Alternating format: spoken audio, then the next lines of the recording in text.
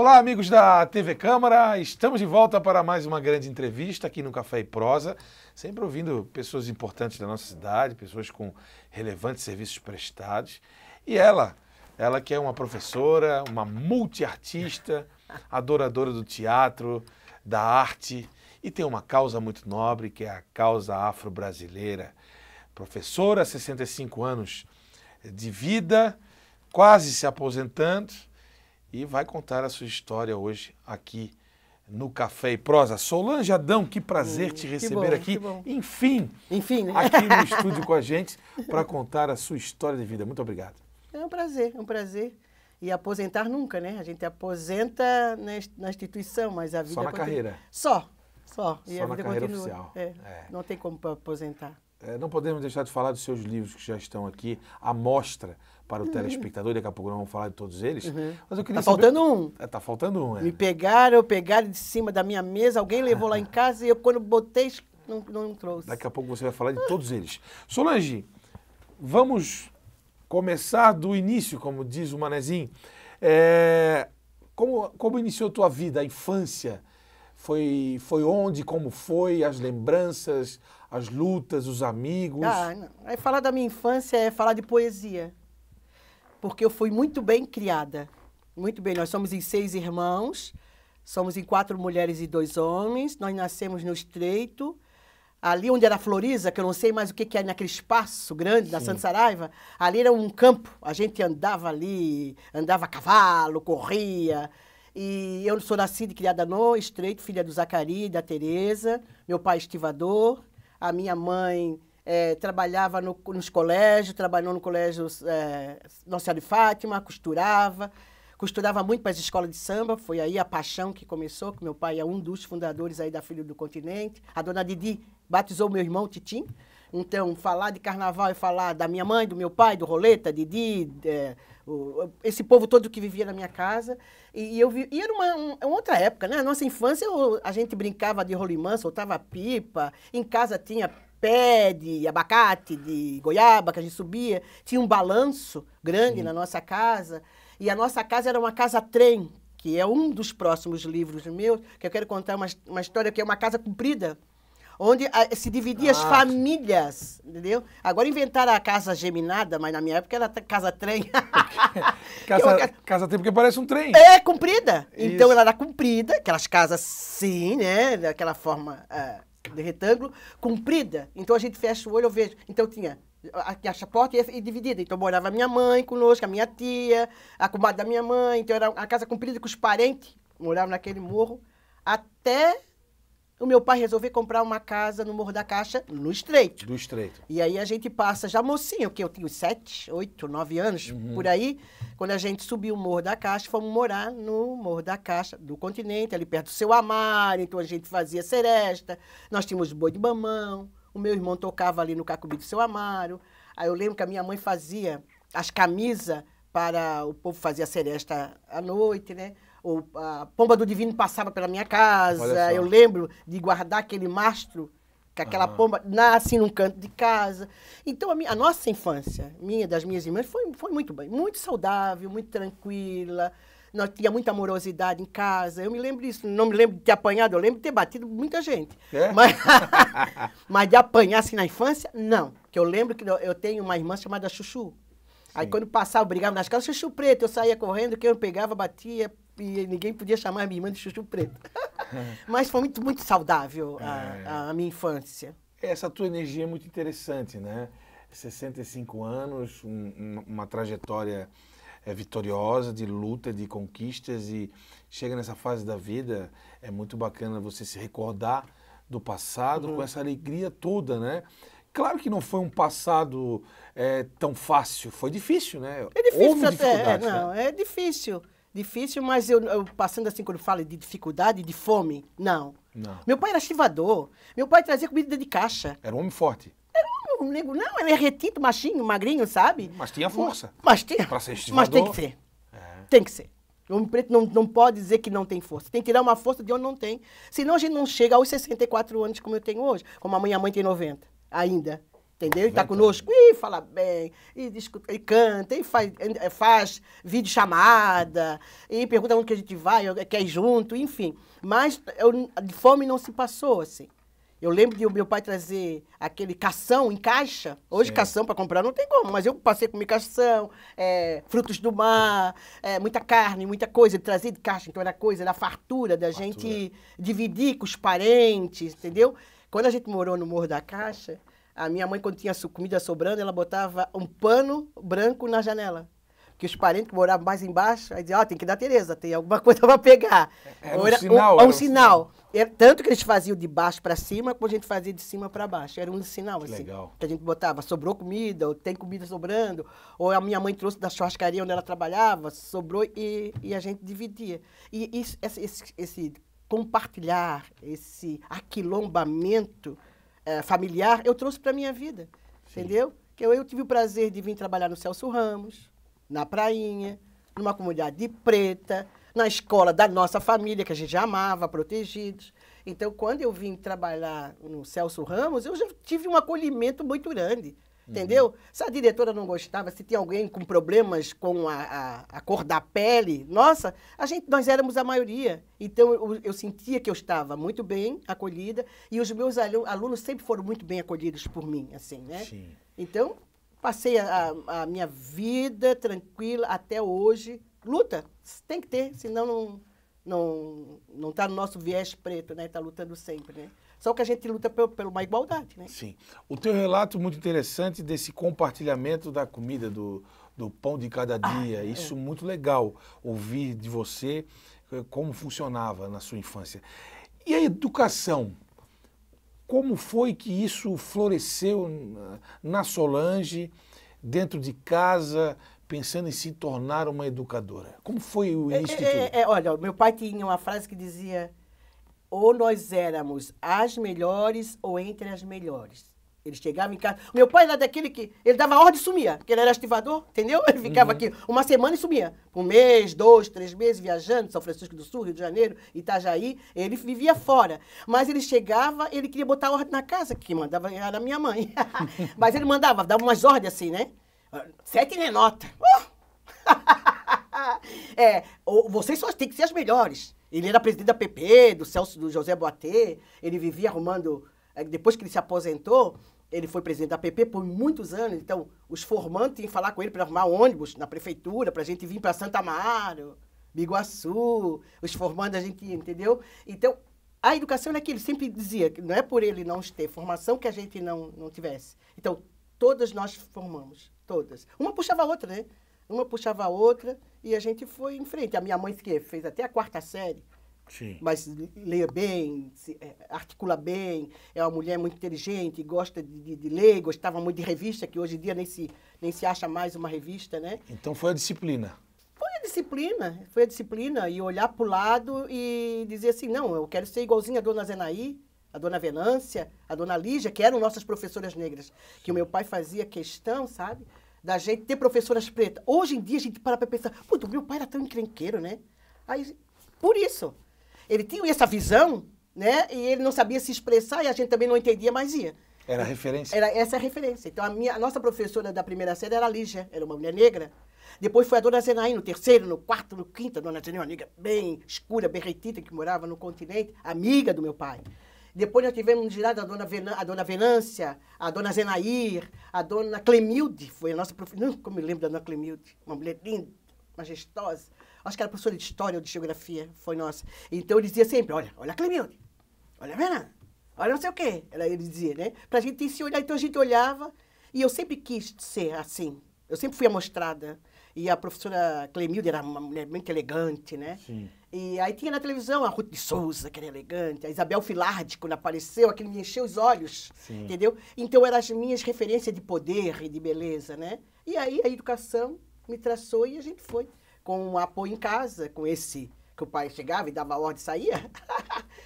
É o empoderamento que hoje a gente tanto fala. É esse nome, entendeu? É. Então, na hora do hino, eu lembro de cantar o hino, de levantar a bandeira, de declamar na escola. A gente era muito benquista por conta do meu pai estar presente na escola sempre. que ele tinha que resolver, ele resolvia, se era uma torneira, se era uma coisa quebrada. Ele era o presidente da PP, ele vivia para cima e para baixo, se achando o diretor da escola, mais do que a dona Wildegard da época, né? E aí ele tinha essa coisa de poder, de estar presente, né? De ser amoroso. Comigo, principalmente, eu tenho relatos do meu pai da infância que os meus irmãos não têm. De a proximidade, assim, né? Porque na subida do Morro da Caixa, quem é da minha geração, tinha o Bar do Dico. E aí o Bar do Dico tinha aquelas coisas, o ovo azul, aquele peixe, aquela bolinha, o sorvete. Eu lembro do meu pai estar lá contando coisa de carnaval e conversando, contando a história da estiva, nas férias, no espaço que ele tinha de descanso ou depois de aposentado. Eu estar lá presente com ele, entendeu? Sim. Eu estar. Aí ele dizia, não, Atlântica, tu não ia. Não, tu ia. Quem ia lá sempre era Atlântica, que era eu, meu irmão que conta, né? Quem estava fazendo sempre lá era Atlântica, enquanto a gente estava jogando sinuca.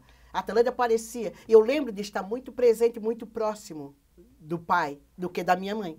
Apesar que eu aprendi a costurar com ela, a bordar com ela, faço fuxico por causa dela, eu costuro, fiz a roupa das crianças de casa, das minhas sobrinhas, do meu filho quando era pequenininho, quem fazia ela, ou ela cortava, mandava para mim costurar, entendeu? Então, eu acho que eu circulava muito bem por ali. E essa vivência no Morro da Caixa? Samba, terreiro, tudo que muito bom. precisava para uma formação? Tinha agrupamento, tinha carinho, tinha respeito, tinha cuidado. Eu fico até emocionada, porque agora eu estou finalizando o meu livro A Casa do Meu Avô, Carnaval, e o meu filho estava lendo, assim, vai corrigir, ele chora. E eu também choro, porque a gente fica contando aquelas coisas bacanas que tinha, que a minha casa, como era no Morro da Caixa, tinha um porão. Sim. E aquele porão era cheio de coisas, cheio de coisa de escola de samba, cheio de coisa do boi de mamão. A minha casa era muito grande, as panelas eram muito grandes, que a mãe fazia comida para nós e para os outros, que sempre aparecia alguém. Eu lembro de ter jogo em casa, bingo, carta, e aquilo amanhecer. Nós tínhamos um viveiro, um viveiro, coisa com galinho, galinheiro. Aí aparecia, ia lá, pegava, matava a galinha. Minha irmã conta que ela não tinha hora para matar a galinha, aparecia alguém, mandava matar uma galinha para cozinhar. E quando a gente morava embaixo, ali depois a gente subiu próximo ali de Seu Amaro, o ensaio da escola de samba era na minha casa. Da Filhos? Do Filho do Continente, eu não lembrava. Assim, a mãe contou, quando eu estava, seu mãe, eu estou fazendo a casa do meu avô Carnaval. Agora eu vou falar da parte do Carnaval, não sei o que. Ela começou a contar, dá para chorar. Ela dizia o inferno, quando dizia assim, a minha casa era o inferno bom, né? Guria, né, que eu sou Solange, aquela casa inferno. Quando eu pensava que eu ia cochilar o Zacarias, que era meu pai, chegava com mais 3, 4, 5. Era o roleta, o Hélio Cabrinha, era tecido. Ela ficava de fazer 2 alas da baiana, quando via, ela tinha que fazer essa e aquela apertar, e aquela arrumar, e aquela consertar. Do rolo. Do rolo. A nossa casa, eu lembro da nossa casa, sempre de tecido, resto de tecido, rolo de tecido pendurado. Tinha na rua um arame, que eles botavam, os aros das baianas. Sim. Ele só empurrava ali, bota lá, pega lá, bota lá, e renda. Então, essa coisa do carnaval estava muito presente, assim, de falar. Agora que a gente perdeu o Zé Biguaçu, né? Sim. Eu era muito íntima do Zé Biguaçu, mas desde o Dica, o Roleta, como Roleta? O Hélio Cabrinha morava atrás da nossa casa. Que a gente tinha aqui, depois tinha uma rua, não era uma rua que passava carro, mas o Hélio Cabrinha morava atrás, que a dona Lúdia, a Sandra, o Luciano, os filhos que a gente viu nascer. E a gente começou a ficar mais próximo da Protegidos por conta do Hélio Cabrinha. Hélio Cabrinha. Mas a raiz era Filhos do Continente. Não, aí a raiz era o Filho do Continente, ali que a gente morava no continente, morava no Estreito, né? Porque a Filhos do Continente é antes da colonia. Sim, bem antes. Ali, o meu irmão, o Titinho, ele tinha uma ala coreografava as alas, se ensaiava no quintal de casa, entendeu? E a minha mãe tinha um compromisso de fazer as baianas. Meu Deus, quando eu olho aquela roupa de distribuir, que a gente fazia em casa e pegava em casa para distribuir para o carnaval, né? E tanto que a minha mãe disse, eu andava tão cansada que na hora de sair para o carnaval eu não ia. Ela ficava sentada. Esperava a gente passar e trocava de roupa para voltar para outra escola. Pena que acabou. Filhos do Continente foi até 95. Foi. Aí migraram, né, para a colonia, para Protegido. Nós viemos para Protegidos. A maioria para a colonia, né? Mas foi uma escola de samba que desfilou nos anos 50, né? Lá dos Anais. A minha mãe acompanhou a Didi. A Didi. A Didi, porque era compadre, comadre, né? Porque a gente Sim. podia ter ficado até na colonia. A gente estava no estreito ainda, né? Sim. Mas como o Hélio Cabrinha era nosso vizinho, era presidente, ou já ia entrar, ou ia entrar na presidência, eu estava ali. Que eu lembro quando ele foi presidente mesmo, a minha mãe pegou umas alas boas para fazer, que a gente ganhou um dinheiro bom. Sim. Eu lembro da gente sair num carro. Eu não lembro da minha fantasia, mas eu lembro que a minha irmã Selma, a mais moça, ela estava com um vestido verde, assim, com uma cesta de flores, e as flores eram de verdade, que ela estava preocupada que até sair elas iam murchar tudo. Mas a nossa infância foi muito festiva. E eu nasci em janeiro, né? Na época do carnaval, minha mãe estava para ganhar e tinha que entregar as alas que ela tinha pego. Na correria do Na carnaval. correria, né? Que dia? 12 de janeiro. 12 12 de janeiro de 61. 61. Dia do aniversário da minha mãe, 12 de janeiro 12 de de janeiro. 60. E o meu neto nasceu no dia 10 de janeiro, acabou com o meu aniversário. Porque não dá para fazer duas. Minha mãe, quando fez um ano, você nasceu. 12 de janeiro. 12 anos de 60. Que legal. Ô, Solange, e aí, no colégio, seu pai cobrava nota, você se dedicava, se empenhava, e aí, assim, chegou uma hora assim, eu vou ser professora. Porque a mãe da minha mãe já era professora, entendeu? A minha avó Lucia era professora. Então já estava ali. Estava no sangue. E o meu pai não cobrava, só dizia, mas não cobrava nada. O meu pai era muito bobo, assim, no bom sentido, assim, não gritava.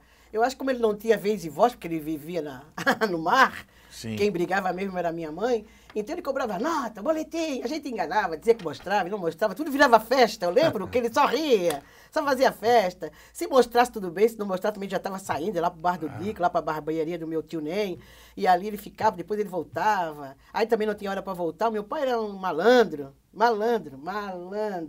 tanto que quando o meu irmão Aurélio, o meu irmão Hamilton nasceu, ele levou o meu irmão Aurélio para visitar a minha mãe, que estava aqui na Carta de Correia. Ele deixou o meu irmão Aurélio, que a minha mãe foi buscar no outro dia. Um bebê, junto com outro bebê, que a minha mãe queria saber onde que estava o Zacarias. Cadê? Ele tinha saído, não sei, porque um desse do Copa, sei lá, depois que ele lembrou que tinha... Eu tenho que ir lá pegar o Aurélio, que era mais... Porque tem um bebê que tinha nascido. A minha mãe conta cada caso dele, assim. E o meu irmão Hamilton também, quando no final de festa, quando tem festa de família, eles começam a abrir. Sim. E começa a contar os feitos. Abriu o baú. Meu Deus do céu, começa a falar como é que é, da gafieira do Laudelino, que era primo da minha mãe, não sei, da minha época, da minha geração. Eu lembro de falar, de ouvir. De ouvir. De o meu irmão ir tocar na gafieira do Laudelino. De o meu pai chegar, do meu irmão se esconder atrás da caixa do bar, do Negão Bar, porque o meu pai chegou e ele não queria que ele estivesse ali. Então ele conta histórias que dá para fazer. Sua memória é boa, hein? Eu tenho uma memória boa. E essa memória me traz uns problemas até muito emocionais pesados, sabe? Que a gente não esquece. As gurias dizem, ai, Solange, que memória. E a gente não esquece. E o tempo é bom para a gente esquecer. Por isso que eu gosto do tempo, né? O tempo passa. O tempo a gente esquece do tempo. Mas o meu tempo não passa. Eu estou sempre lembrando. Eu lembro das coisas, datas, nomes. Ô Solange, como foi esse primeiro contato como professora? Você lembra bem? Maravilhoso. Foi maravilhoso. Eu já tinha tido experiência numas escolinhas no Estreito, né? Mas o meu sonho era dar aula ou no Instituto da Educação ou no Celso Ramos. Por quê? Eu adorava. Por causa do Mocotó, porque era uma escola preta, né? Eu conhecia... Da raiz. Raiz. Eu fiz o meu estágio na Antonieta de Barros, no Colégio Antonieta de Barros, na sala da Terezinha. Então, era por ali que eu queria. O Instituto, ou Antonieta de Barros, ou o Celso Ramos. Sim. Aí, quando eu passei no concurso, me botaram para o Celso Ramos, eu agradeci muito. Foi muito bom, muito bom. E ali eu fui coordenadora, fui diretora de escola. Uma gestão antes tinha tirado da Protegida da Princesa dali, que o QG da Protegida era ali. Sim. E saiu só na volta às aulas, né? Ali eles acampavam, desciam o morro e ali moravam, né? Então, numa gestão antes, tiraram a Protegida dali. Fizeram um documento com a escola, a APP, enfim, com a Secretaria de Educação e tiraram a Protegida dali. Aí a Protegida passou aí por 15, lembra? 15 de outubro. No final da... Francisco Tolentino. Não é Conselheiro Mafra? Não, ali é Francisco. É na encruzilhada da Conselheiro Mafra, que na verdade o endereço do 15 é Conselheiro Mafra, porque vai dar na Conselheiro Mafra. Mas ali tem a Francisco Tolentino também. Tá. Mas ela, a Protegida foi para lá. Foi para lá. É. Aí eu disse, não, eu fiz de tudo para trazer, eu enquanto professora. E aí o padre Wilson resolveu entrar numa discussão bacana de eleger os diretores para a escola pública, não mais ser indicado. E aí eu me coloquei à disposição. E aí eu tinha dito para o Carlão, quando eu for diretora daqui, a Protegido vai voltar. Aí eu fui diretora, eleita, a primeira diretora eleita do Celso Ramos. E aí eu trouxe, junto com alguns deputados, vereador que nos ajudaram na época, a gente trouxe a Protegido de volta para o colégio. Para o seu lugar. Para o lugar ali, da gestão do Carlão. Que o Carlão me oportunizou muito, né? Quando o Carlão foi diretor da escola, da minha escola, nós fizemos muita coisa bacana ali. Muito, muito, muito. A gente fez uma conversa entre o morro e a escola, coisa que a gente não fazia. Era muito separado. Então, nosso conselho de classe foi lá em cima na minha gestão. Reunião de pais, as professoras tinham que subir, aquela que não subiu, o problema era seu, entendeu? Mas na primeira teve resistência, na segunda, na terceira e quarta reunião, já iam lá para as casinhas fazer reunião. Nós demos uma festa junina grande, meu Deus do céu, que era lá de cima até embaixo, o pessoal da comunidade, com o Grupo Mitos, que a Ana Cristina é uma incansável. Fizemos uma festa dos professores, com a apresentação da escola de samba, com a comunidade, professor e a comunidade junto. Eu lancei esse meu livro. O primeiro? O primeiro, que foi construído com os meus alunos. Fazendo e aprendendo. Fazendo e aprendendo, e aqui é o Mocotó, desenho do Carlos, ó, a capa. Mostra lá na câmera. Ó, a capa é o Mocotó, e lá embaixo os prédios e tal, fazendo e aprendendo. Isso aqui, cada capítulo, o autor é um aluno. A gente vem conversando sobre a questão do povo preto, do quilombo, e como é que se constituiu o Mocotó e tal, e tal. E aí cada aluno contou a sua história, fez o seu desenho, que eu era professora de arte, né? Mas aí nós corrigimos, e nós fizemos esse livro aí no governo, e aí nós distribuímos, foi o lançamento no colégio, sim, a comunidade veio, enfim. Então, os nossos alunos, meus alunos, os autores do livro, têm as suas obras guardadas até hoje. E aí começou a tua carreira literária? Ali. Não ali. Porque ali, tanto a minha carreira era enquanto professora. E a gente ia construir muita coisa bonita. Muita coisa bonita com os alunos, porque era só sonhar que eles construíam. Que era um povo muito criativo, né? E eu vinha numa pegada muito de santo, de terreiro, de carnaval. Eu falava o que eles queriam ouvir. E eu falava o que eu gostava. Eu fui chamada aqui umas 4 ou 5 vezes na Secretaria de Educação por conta do meu conteúdo didático. Entendeu? Das mães denunciarem que eu estava cantando com coisa de macumba, que eu estava falando de macumba, que eu estava só falando só de preto, só estava falando só de religião, e tudo costurando com o meu planejamento. Tanto que eu ia, e eu explicava, e eu cantava, e eu era homenageada um mês depois pela instituição ou por algum político que teve que intervir para mim chegar até lá. Mas não, porque ela E no outro ano, eu ganhava medalha, ganhava prêmio, então a gente sabia que eu não estava fazendo nada errado. O caminho era aquele, entendeu? Porque a minha relação com o Morro do Mocotó era muito próxima. Eu não tinha hora para entrar na escola, mas para sair da comunidade não tinha. Dali batia o sinal e eu subia o morro. Ali eu ficava. Eu descia. O meu filho, todo mundo pensava que eu morava no Mocotó. Quando eu descia, eu pegava o último ônibus do Rio Vermelho para ir embora com o meu filho pequeno. Quando não levava 2, 3 comigo. Por isso que eu tenho 7 agregados, né? Só 4 é do Morro do Mocotó. E assim vão. Que legado, hein? É maravilhoso. Maravilhoso. Me chama de negro, me chama de mãe, me chama de tia. Quando o bicho aperta, é nega, quando não é Solange, e assim vai. Mas são os amores da minha vida. De eu morar sozinha, só eu e meu filho. Sim. Poderia ficar numa casa com 2 quartos, tranquila. Não, minha casa sempre teve 5 banheiros, 4 quartos. Eles tinham quarto, eles tinham lugar para ficar, eles tinham roupinha para trocar.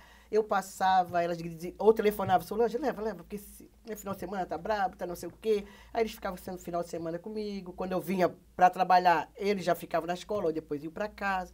E assim foram crescendo. Eles têm as histórias deles, eu tenho as minhas para contar deles. O Lohan tem 32 anos e seguiu o teu caminho. Meu Lohan tem 34 anos, é professor de geografia. Nós somos todas da educação da minha casa, entendeu? Todas da educação, ou na supervisão, na orientação, de sala de aula, todas, até as sobrinhas. Todas nós ligadas à educação. É, uma história longa, né? É. Uma história longa. O meu filho se criou no Celso Ramos, né? Ele pequenininho, ia pro Sesc, do Sesc ia pro Celso Ramos, que eu estava ali 40 horas. Eu trabalhava de manhã, tarde e à noite, Celso Ramos. Quando ficou maiorzinho, era Instituto de Educação, Celso Ramos. Aí eu ganhei, não, antes disso eu ganhei uma bolsa para ele estudar no Menino Jesus. Aí eu tinha que ir lá na beira-mar. A pé pegar. Vinha. Eu vinha estrubichada, cansada, não tinha mais... Mas ele foi. Ele estudou lá no Menino Jesus, né? Que eu acho que o pessoal da escolinha de arte arrumou para mim uma bolsa. Uma vez eu olhei para ele, eu olhei para a rua e disse, não fica mais aqui. Eu não tenho saúde para vir pegar e trazer, pegar e trazer. Aí eu arrumei uma vaga no Instituto, ele veio para o Instituto de Educação. Foi a melhor coisa da minha vida. Ele fala até hoje. Que ali ele se encontrou com os seus. E ali... São amigos até hoje.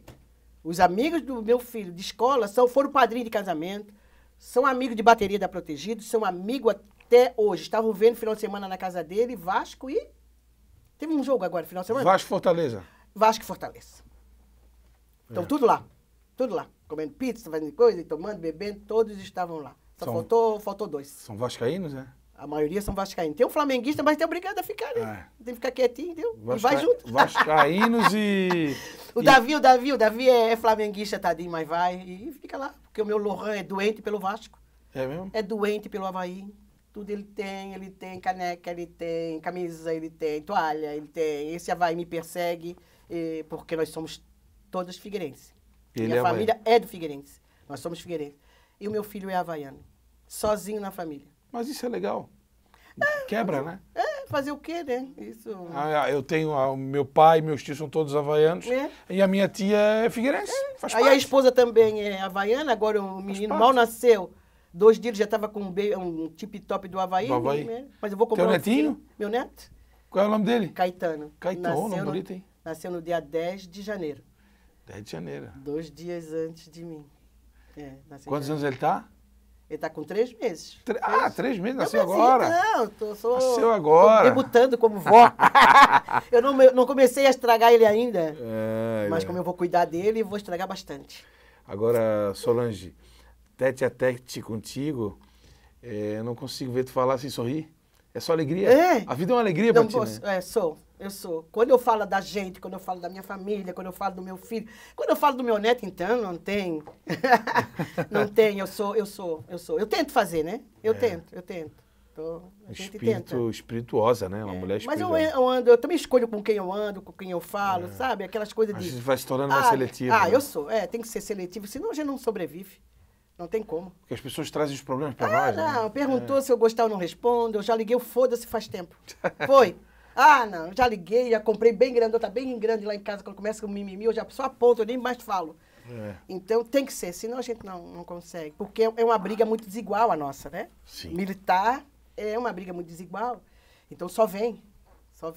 Né? E a gente tem que... Tem que ter jogo de cintura. Tem que ter jogo de cintura, senão a gente não sobrevive. Sobre os outros livros, vamos lá. Depois do Fazendo e Aprendendo... Eu construí a casa do meu avô, que eu venho fazendo uma analogia da minha infância, da minha relação com meu pai, com a minha família, a minha relação com os meus ancestrais. Mostra a capa ali e explica a capa da obra. A capa é do Bruno Barbie. Grande Bruno Barbie, teve aqui já. Já teve aqui? Teve. É uma branquitude que a gente merece ouvir. Né? Porque fantástico artista. É a minha paixão. O Bruno Barbie vai estar também fazendo a ilustração do meu segundo, a casa do meu avô Carnaval. E aqui, essa relação minha com meu avô, com a minha ancestralidade. Tem uma homenagem muito bonita aqui no livro, que a minha escola, a escola da minha infância era José Boté. Sim. Mas a escola da menina do livro é Márcio de Souza. Escola Básica Vereador Márcio de Souza. É uma homenagem que a gente... O Márcio de Souza, nosso ex-vereador da casa, também já esteve aqui no Café e Prosa contando a sua história. É nosso mestre. É uma pessoa que a gente tem que parar para ouvir, seguir e deu. Não tem história, não tem que estar discutindo. Márcio de Souza é uma sumidade. É uma pessoa que a gente respeita muito. E é o idealizador do Retintas 1 e 2. Aqui tem poemas da negritude. Ele resolveu, como diz o Márcio... Lê um poema para nós, Ele resolveu... Quando os pretos e as pretas tiram os seus poemas das gavetas. E aí ele constrói conosco, me chamou, eu, Nia, várias pessoas.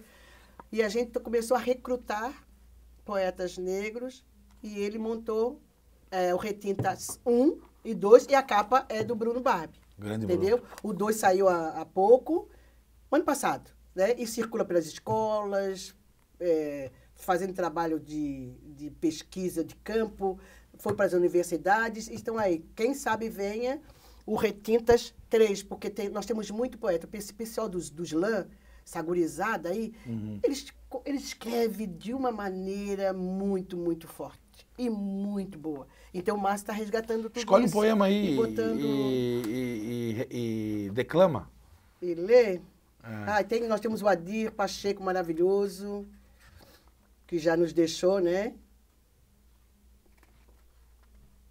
Escolhe um aí e lê pra gente eternizar. É. Nós gostamos muito, eu gosto muito de declamar Cruz de Souza. Conjunto com o nosso amigo JB, que também... faleceu, né? Ai, Nos deixou. e não avisa, né? É. Eu estava num set de gravação lá no Monte Cristo. Eu estava fazendo um filme com o pessoal de São Paulo sobre Enrai, o nome do filme. E eu não sei como é que ficou a finalização, que eu não consegui terminar eu sendo protagonista. Porque quando me disseram, senta, o JB acabou de falecer. Mas como se eu falei com ele 2 dias? Ele não avisa. Sim. E é bem ele, né? Que ele chega, cumprimenta, quando a gente vê que a JB estava longe, e o JB estava longe, e assim ele fez. Corra. Correr não vai adiantar. Eles vão me achar. Minha cor é marcada, marcante, forte, poderosa. Mas eles estão ali. Não adianta correr? Não adianta correr, eles vão me achar. Carrego a cor da luta, a cor do meu pai e de minha mãe, a cor da morte, da desigualdade, da perseguição, da dor. Quanto mais corro, mais minha cor aparece. Não corre, não corra. Correr não vai adiantar, eles vão te ver, eles vão te achar. Fazer uma corrente, talvez. Organizar, quem sabe. Lutar, sem parar. Talvez ocupar nosso lugar à sombra do baobá. É um dos meus poemas. Fantástico, fantástico. Que mensagem, né? Profunda. É por isso que dói, né? Por isso que a gente tem que esquecer pra gente seguir, senão a gente... Dói, mas crava. Né? É. Crava, né? Porque é um grito, né? É um grito, é uma expressão. A gente está tentando fazer com que a branquitude aprenda, né? Aprenda conosco. A gente está sempre tentando ensinar, a gente está sempre tentando dividir, Sim. Repartir. Igualdade, como você falou. Mas né? tem uns que não aprendem, não aprendem. A gente que vive no carnaval sabe que isso eles não aprendem, né? Na quarta-feira de cinza eles nos esquecem. Né? Então é difícil conquistar a igualdade. Muito. Porque eles pensam que vão perder. Não, todo mundo ganha. Né? Se pensar mesmo, todo mundo vai ganhar, mas... Mas desistir jamais. Ah, não. Não tem como. Não tem. Uma boa filha de Oiá, adoro um rolo. Eu adoro praia cheia, adoro carnaval, eu gosto de gente.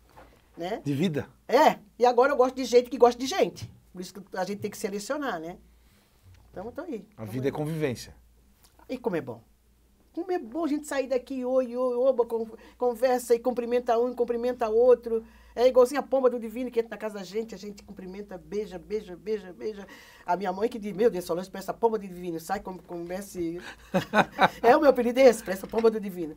Quando sai, vai cumprimentando todo mundo. Até quem eu não conheço, se me conhece, eu paro para conversar e eu cumprimento. Tem que ser. E a festa do divino é uma tradição Maravilha. vinda de Portugal, né? Sim. Dos Açores, que está presente no nosso dia. Agora as bandeiras estão todas penduradas. Eu sou do tempo que a minha mãe fazia roupa.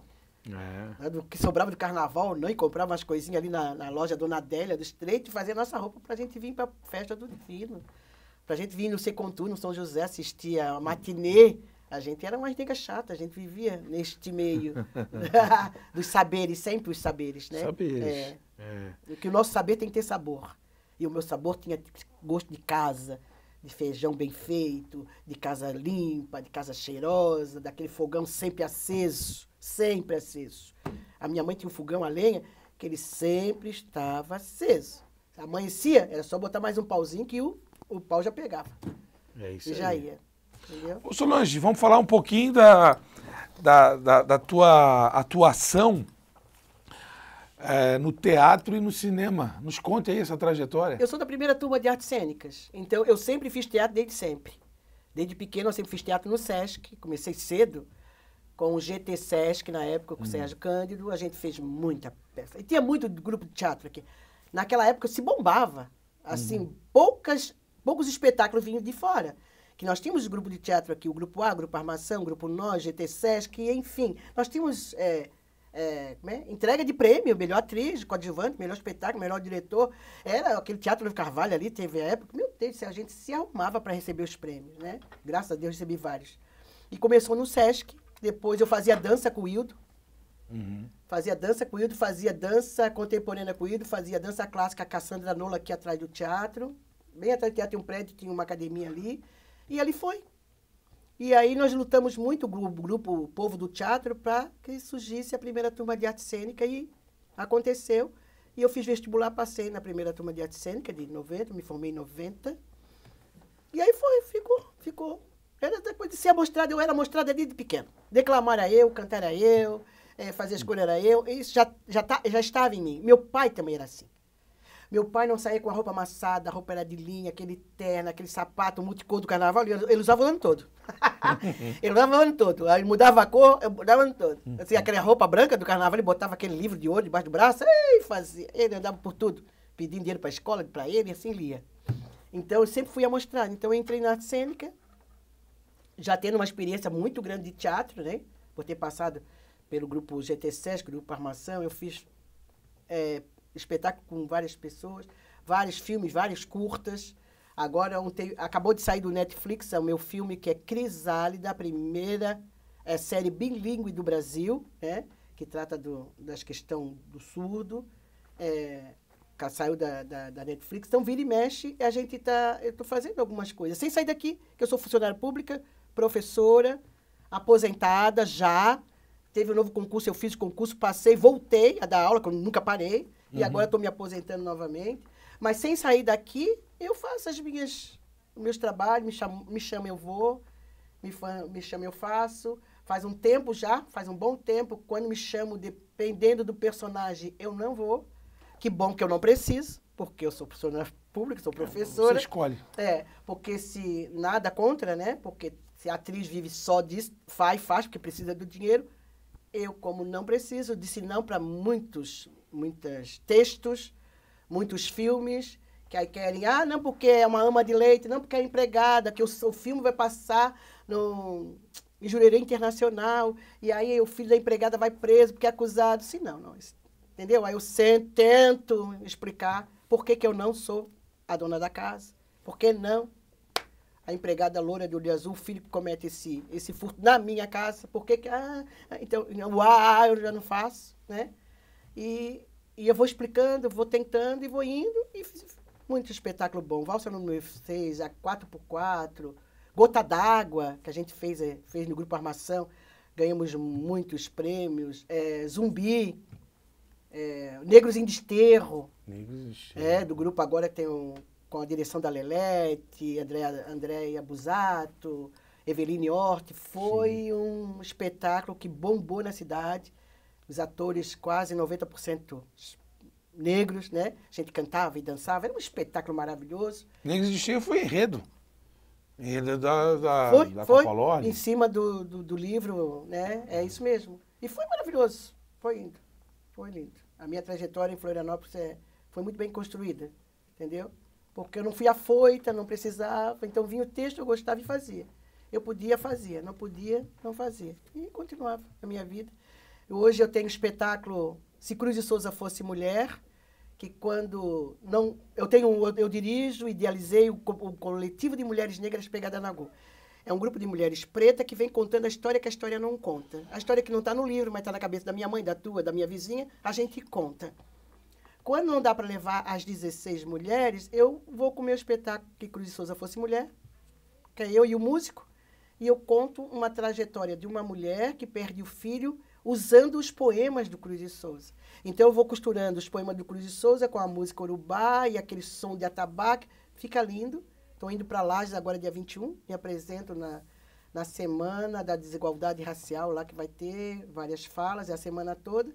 A abertura é comigo, agora é dia 21. Vai a minha irmã Sônia que cuida disso. Sim. Onde eu vou, o que eu vou fazer, porque ela é aposentada mesmo. E eu ainda trabalho. Então, ela que cuida disso, onde vamos, com quem vai buscar. E nós vamos para Lages agora, dia 21. Eu faço a abertura lá nesse encontro da desigualdade racial. E assim vou. E assim vai construindo a minha história. Mas já fiz muitos espetáculos. Aquela atriz conterrânea nossa, que mora na Bahia, foi atriz da Globo, tudo. E o nome dela, me faltou o nome dela agora. Quem? Aquela que mora na Bahia. Que mora na Bahia, atriz da Globo. Tá. A Borges. Isso. Neuza Borges. Neuza Borges. Neuza Borges. Eu tenho um perfil Neuza Borges. Todo mundo falava. Eu olhei pra ti. Jeito Neuza Borges. Ah, também adorava. E ela nasceu aqui, né? Na prainha aqui. Ela nasceu aqui e me desperta a curiosidade. Por que ela tá tão distante da terra natal, né? Porque a Neuza Borges foi uma mulher que sempre quis fazer teatro. Sempre quis fazer televisão, entendeu? É bem diferente de mim. Eu faço. Mas a minha prioridade é a minha sobrevivência. E a minha sobrevivência é o meu trabalho. Isso eu trouxe do meu pai. Entendeu? Trabalhar, ter um sustento, ter o teu dinheiro, ter a tua independência financeira e ter a tua casa própria. Tudo isso eu fiz antes de chegar aos 50 anos. E ela sempre sonhou com isso. Por isso que ela foi embora. Sim, foi embora para fazer teatro, televisão e tal, né? Mas o curioso é que, assim, claro, ela foi seguir a vida dela, Rio, São Paulo, mora hoje na Bahia. Tem mas, uma assim, loja. Eu vejo ela muito distante daqui, né? Da sua raiz. Ela tem uma história. É? Daqui, assim. Daqui. Ruim? É aquela coisa, né? Quando tu não recebe carinho, tu segue, né? E ela não tinha por que voltar também. Ela tem que seguir mesmo. Tá, vamos fazer uma homenagem grande para ela agora, né? Vamos aí a TV. Depois tu me conta no bastidor. Conto. Então é o seguinte, aí eu queria saber de ti também, como cidadã florianopolitana, voltando mais para os tempos de hoje, como é que você vê a cidade hoje? Como é que você vê Florianópolis? Você trouxe relatos aqui da sua infância, de momentos mais peculiares, uma cidade onde se matava galinha, tinha pasto, tinha a parte rural dentro de um meio urbano. Tinha quintal, né? Quintal. Eu peguei isso na casa da minha avó no Morro do Céu também, de matar galinha, de viveiro, porão. Pé de ameixa, pé de goiaba. Enfim, como é que você vê a cidade hoje? Florianópolis hoje, claro, no sentido de mobilidade, de problemas, enfim, acho que somos uma cidade segura, mas também é uma cidade muito mais cultural, multicultural. Como é que você vê hoje Florianópolis? Parece assim que Florianópolis, ela não olha para os lados, ela só segue em frente, Porque se ela olhar para os lados, nós temos muita potência artística, né? Porque quando a gente sai de Florianópolis, vai para o norte, nordeste, a gente procura as feiras, procura os lugares onde está a raiz, né? E aqui nós não temos isso. A nossa feira aqui na frente da catedral, onde que está? Tinha o quê? 40, 50 barracas? Cadê as barracas de baixo? Cadê? Então a gente quer procurar as coisas de Florianópolis para levar lembrança de Florianópolis. A gente não segue em frente, não olha para os lados. Se olhar para os lados, é que nós temos uma potência artística muito grande. Sim. Muito grande, né? E não se olha. Se produz muito e se aparece muito pouco. Como diz o meu irmão, assim, o povo faz novela, faz filme, faz não sei o que nos seus lugares, potencializa os seus lugares. Florianópolis, não, a gente não consegue sair daqui. Nós temos grupos maravilhosos, a gente não consegue sair daqui. O que eu diga, sentir firmeza, não saiu daqui. Né? O das aranhas, não consegue sair daqui. O da Buia, né? Samba da Buia. Mas eles estão começando. Não, eles têm mas é uma potência. É muito. Uma potência. Então a gente quer ver esse povo no Fantástico. Quer ver esse povo fora daqui. Porque o povo que acontece em Rio, São Paulo, eles saem para fora para o mundo. E o nosso manezinho não consegue, eles conseguem fazer só no Estado. Não é verdade? Eu estou falando alguma loucura, mas mentira. Sim. Agora enquanto o teatro, a gente só vai Blumenau, Joinville, e volta. A gente não consegue avançar aí para outros lugares. A gente não consegue. Então, a partir do momento que Florianópolis olhar mais para os lados e ver o que a gente está fazendo aí, né? É só nos abraçar e nos patrocinar, que a gente vai. O que falta é isso. É patrocínio, é apoio, ter um olhar, iniciativa. Tem um olhar mais. Na minha época era diferente. Eu sentia assim, eu lembro quando eu fiz Valsa número 6, um monólogo de Nelson Rodrigues. Eu morando no centro, quem me patrocinou foi o prefeito de São José. Pode falar o nome dele? Era o Germano Vieira. Germano Vieira. Ele patrocinou. Nós fomos lá, eu e Gilmar Cordeiro, que era o diretor, e eu não sei quem estava fazendo nosso figurino. Nós fomos nós três lá falar com ele. Olha só, a gente não... O que vocês querem? O que vocês querem? Tá, então é isso aqui eu dou. E com o que ele deu, a gente montou o espetáculo. Nelson, ainda mais uma obra de Nelson Rodrigues. Nelson Rodrigues. E era fácil da gente chegar e falar com o governador da época, o prefeito da época, da gente montar grandes espetáculos, como foi Gota d'Água, né? Como foi Negros em Desterro, como foi 4x4, né? Enfim, se montava muita coisa boa naquela época. Hoje tem a facilidade da tecnologia, mas as coisas não acontecem. Não acontece. Pensas em parar? Desacelerar? Ai, não sei. Quem sabe o meu neto vai desacelerar, né? Mas já comprei até uma cadeirinha para botar no meu carro, qualquer coisa eu levo junto. Não tem essa de tirar do carro do pai para botar no carro da avó. Já tá ali. Já tá pronto. Já tá pronto. Mas é bom, né? É o que move. Porque eu não faço mais nada, querido. Pra ginástica eu não vou. Puxar ferro, eu não vou ficar naquela academia, tem aquele cheiro de borracha, aquela coisa, me dá uma coisa. Aí meu filho disse, mãe vai fazer natação. Até fui. Cheiro do cloro quase me mata. Aquela coisa forte naquele espaço fechado. Tem o caminho, onde eu encontro gente, falo com as pessoas, amplio o meu leque de amizade, né? E agora que eu me meti mais uma na liga, agora mesmo que não se para mais, né? Então a gente vai indo. E desafio, hein? Desafio na Liga das Escolas de Samba. Conta um pouquinho pra nós como é que vai ser esse desafio. Eu nem sei como é que vai ser. Eu nem sei como é que vai ser. Mas vai acontecer. Porque eu estava adormecendo quando eu fui ler, bestamente pegar o telefone e quem estava tocando era o Joel, me chamou, eu disse sim, olha, não se diz assim. Vou pensar, vou falar, não sei o quê. Não.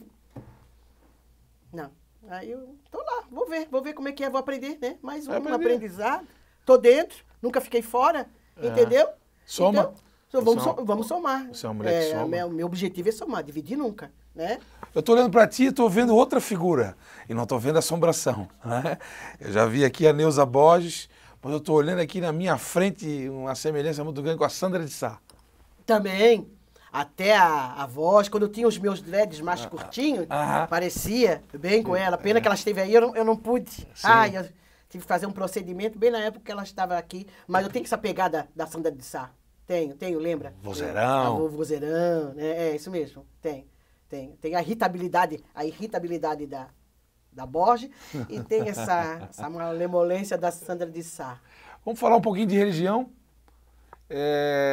Como é que foi o teu primeiro contato com as religiões de matrizes africanas, a tua atuação, enfim, como é que você vê hoje? O mundo tá mais ecumênico? Há mais aceitação? Não, né? Estão queimando e quebrando nossas coisas, botando fogo no nosso terreiro, mas é um inferno, esse povo não nos deixa em paz.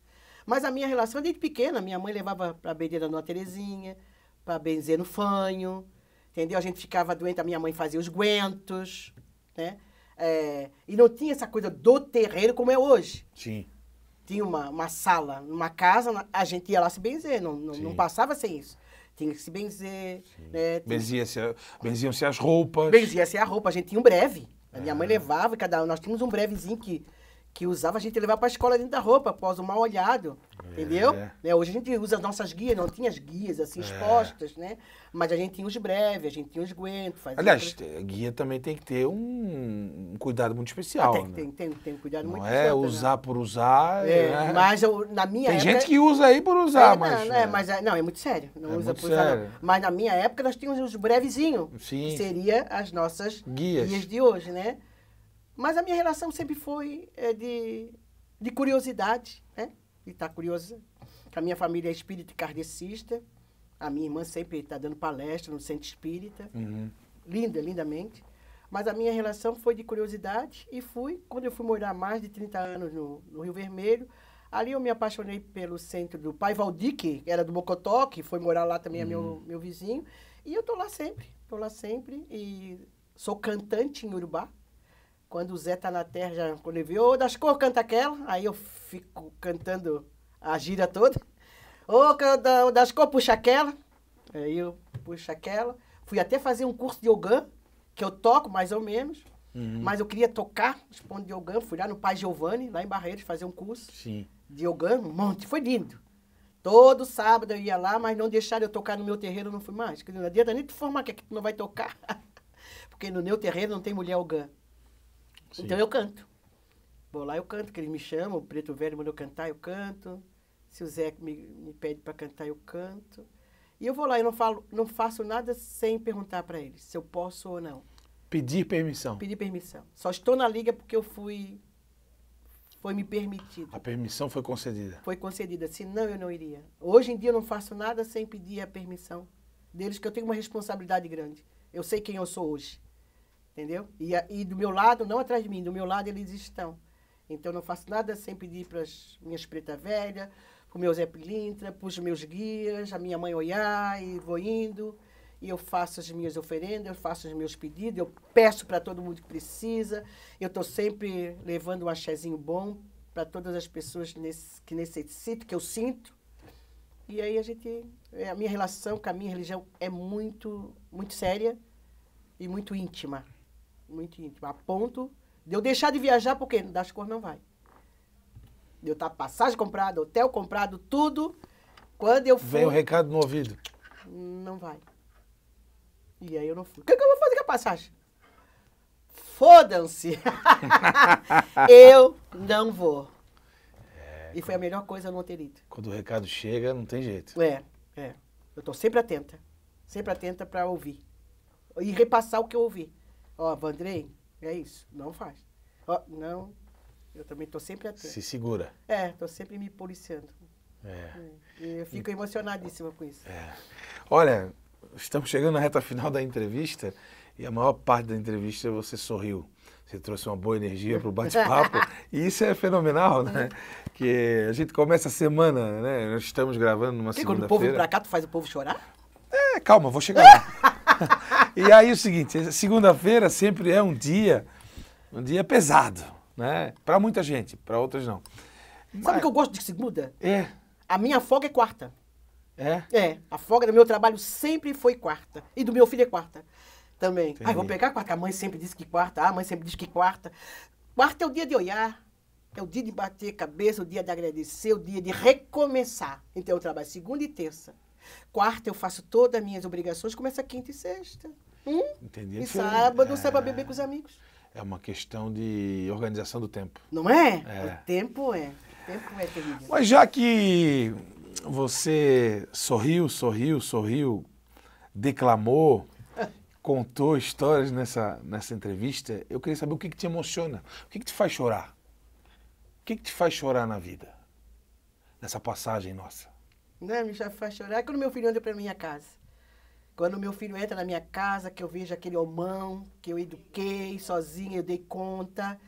E quando ele era pequenininho, ele me abraçou e disse, a minha mãe é tão quentinha que até parece o sol. Está no meu livro. Eu usei isso. Quando eu contei para o Fábio Garcia, nega, vamos botar no livro. E está no prefácio do livro essa frase.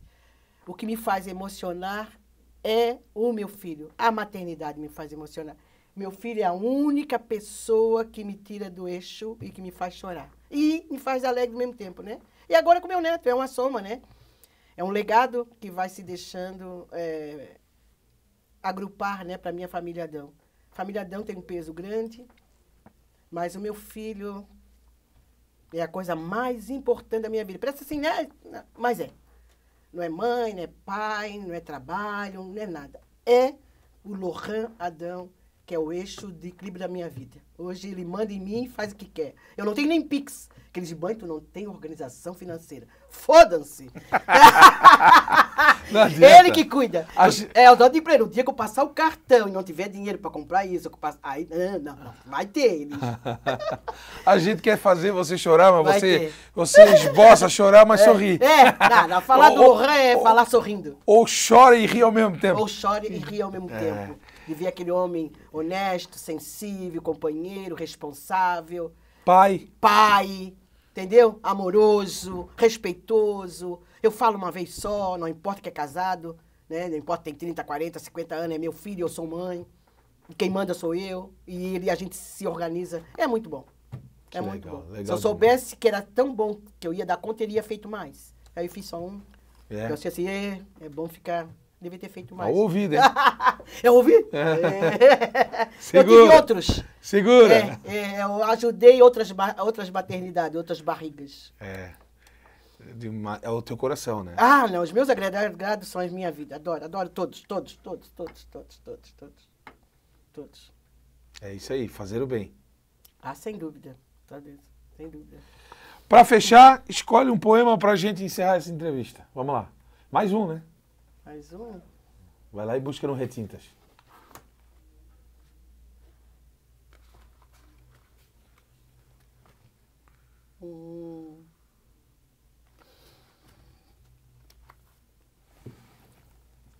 O sol queima a pele boa, que não envelhece sem dor. 38 anos ao sol, sem proteção. Me dão 60, prorrogação. Envelheço progressivamente sem envelhecer naturalmente. A dor é grande, a flor da pele. A pele negra que queima com o sol do dia. Todo dia. Pele boa. Não envelhece sem dor. Que sem opção caminha léguas para ganhar o pão. 30 anos. 60, meu querido. No sol. 60 ao sol. Envelheço, prorrogação. Tempo. Tempo. Que maravilha, hein? Tem que ter muita inspiração, né? Não, esse poema eu fiz, porque eu chego da minha sala de aula e digo, o meu nome é Solange Adão, você é a professora de vocês de arte, eu tenho 64 anos, tenho um filho legítimo, tenho não sei o quê. Aí eu digo, 60 no sol, porque se tá na sombra eu tô legal, mais legal aí. Aí eu vou estar com cara de 30, eu tô com cara de 64, mas no sol. É no sol mesmo, na porrada que a gente vai enfrentando Só e vai pique. indo. No sol, 64 no sol e sem maquiagem, eu digo pra ele, ó. Ai, cara limpa. Professora, quase mato, quase vou. Aí eu fiz esse poema. Tempo. Fantástico, fantástico, olha. Isso aí vai ficar pros anais, hein? Ai, que bom. A gente só plantou, a gente só colhe agora. Depois de 60 a gente só colhe. Tens um sonho? Um sonho? Agora o meu sonho, agora mais sempre de boba, assim, é de gravar uma cantiga de Niná que eu fiz pro meu filho quando era pequeno, o Lohan. Eu cantava para ele, pequenininho, e ele andava pelo apartamento, eu cantava, ele respondia, eu. Quando meu neto nasceu, olha, chegando lá, ele estava cantando. Olha, mãe, eu lembrei, estava cantando pro Caetano a música. Eu desci e resolvi terminar a música, e agora eu vou pensar assim, eu tenho algumas músicas escritas, tanto que Pegada na Água é minha, do meu coletivo, juntar tudo, ir lá para a Escola Olodum Sul e gravar. Esse é um sonho, agora. Simples. Simples. O sonho que eu tinha, eu já alcancei, entendeu? Que é de sobreviver. Que nem todas as mulheres negras retintas como eu chegam nessa idade inteira, ainda sorrindo, com tudo que eu conquistei sozinha. Então, o meu sonho é só isso. Entendeu? Quem sabe tentar subir na árvore, lá na pinheira da minha irmã, ou surfar, como o médico disse, a senhora tem que fazer algum esporte. Por que a senhora não faz surf? Ele falou, eu não acreditei. Eu assim, o homem do céu. Mais moço que eu tô do meio pro fim. Assim, nada, senhora. O meu vizinho lá tem 60 e poucos anos, ele surfa todo dia. Aí tu falou, terminou, quando eles, bom dia, não, senhora, até depois a senhora traz o seu exame, tá? Eu disse assim, olha, eu vou aprender a surfar. Ele caiu na gargalhada, eu vim embora. Muito bom. Eu aprendi a surfar, tem idade pra isso. Olha, Solange Adão, muito grato pela tua presença aqui no Café e Prosa da TV Câmara.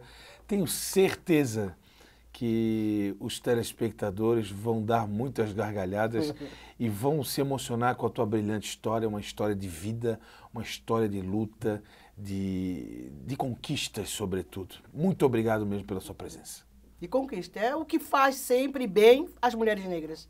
Elas estão sempre conquistando os seus espaços, os seus bairros, conquistando sempre, sozinhas, porque não é fácil.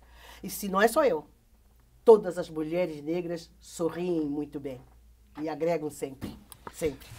Maravilha! Solange Adão aqui no Café e Prosa da TV Câmara, que tem a supervisão técnica de Tiago Veríssimo e a direção geral da jornalista Carla Silveira. Um abraço a todos, muito obrigado e até a próxima. Axé!